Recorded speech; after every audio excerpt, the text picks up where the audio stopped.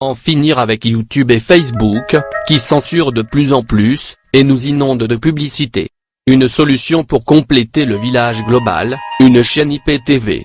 De votre caméra, de votre PC, de votre smartphone, à une multitude de PC, de smartphones et de téléviseurs. Qu'est-ce que l'IPTV ? Télévision par Internet, ne s'agit pas d'une web télévision, mais d'une télévision comme Netflix ou Canal+, c'est une chaîne avec l'accès à un programme, et plusieurs possibilités de diffusion. Votre téléviseur, ce n'est uniquement valable sur les Smart TV, ou votre PC, ou un smartphone, équipé d'un logiciel client IPTV, sont directement reliés à des serveurs encodeurs IPTV, qui diffusent les chaînes. Sur les chaînes classiques, TNT, par exemple, vous ne pouvez pas recevoir plusieurs chaînes à la fois, sur l'IPTV. Cela est possible, plusieurs flux simultanés sont diffusés par les serveurs IPTV. Pour émettre plusieurs flux simultanés, les serveurs IPTV disposent d'une très large bande passante, mais la bande passante du client est très variable, le serveur adapte donc la résolution de la vidéo,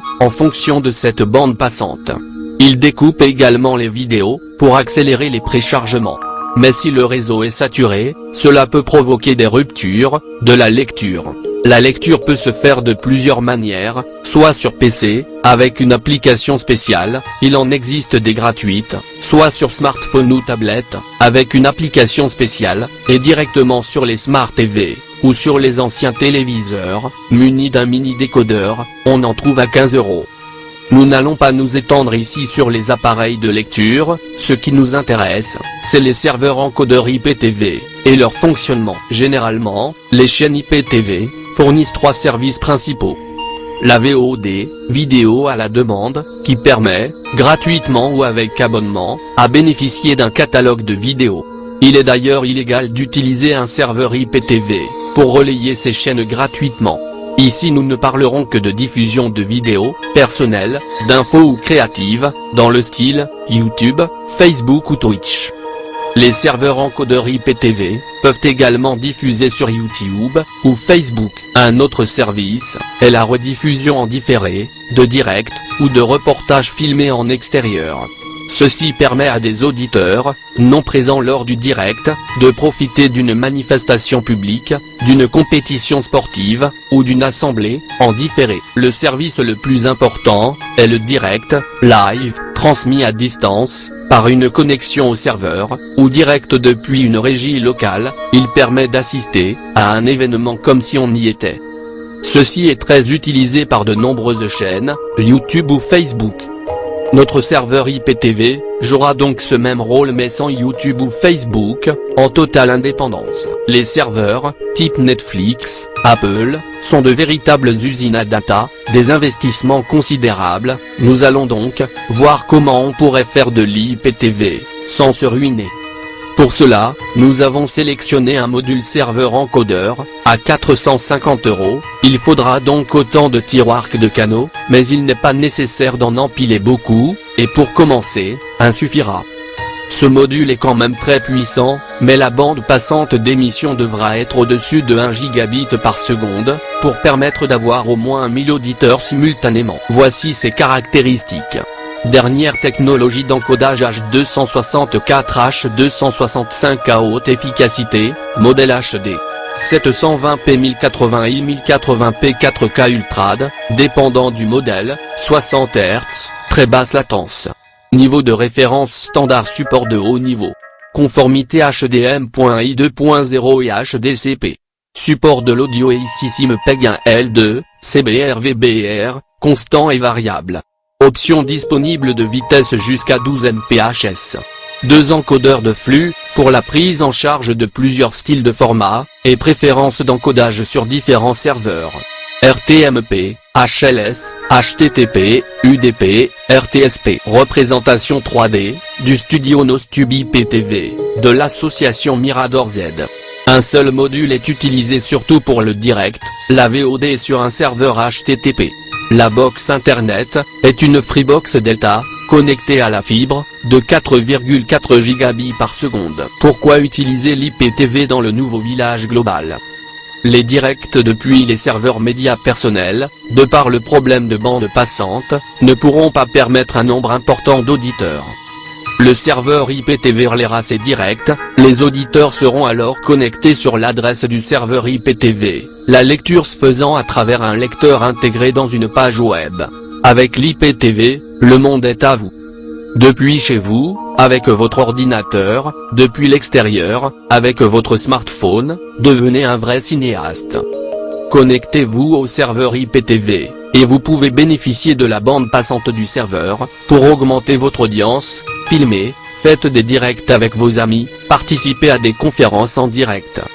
Passons maintenant aux moyens, et outils nécessaires, pour faire une diffusion semi-professionnelle. La prise de vue.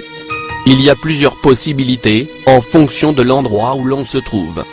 En intérieur, le plus facile est de connecter une webcam USB à l'ordinateur, ou utiliser la webcam intégrée, mais ce sera surtout pour les vidéoconférences, ou les vidéos de chat.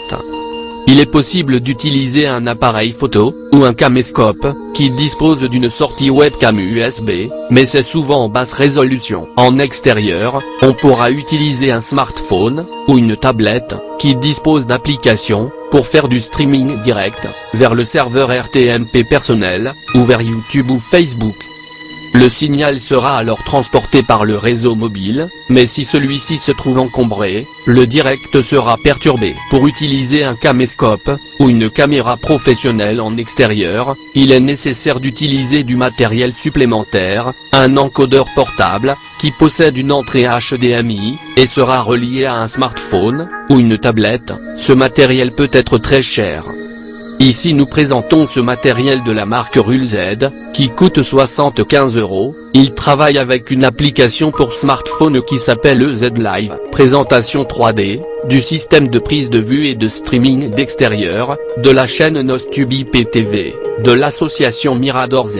Pour un direct extérieur à plusieurs caméras, il est nécessaire de disposer d'une régie sur place, et d'une connexion réseau, ce peut être un Wi-Fi local, ou le réseau mobile 4G.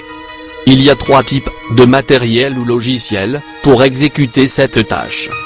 Le système le plus lourd est une régie complète, transportable, avec ordinateur, moniteur, micro, caméra, etc.